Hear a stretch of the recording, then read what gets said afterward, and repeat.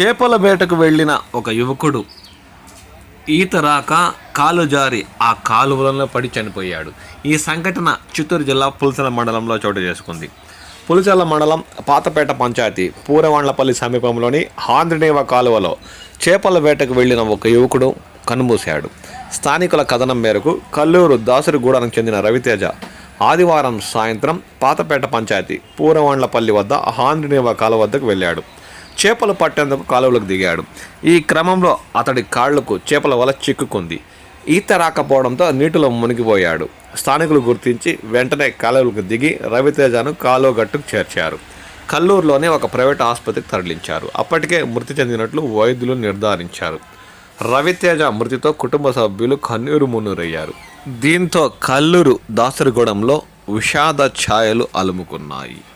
ఎప్పుడు కళ్ళ ముందు ఉండే యువకుడు చేపల వేటకు వెళ్ళి ప్రాణాలు కోల్పోవడంతో ఆ ప్రాంతమంతా ఒక్కసారిగా దిగ్భూతికి గురయ్యింది.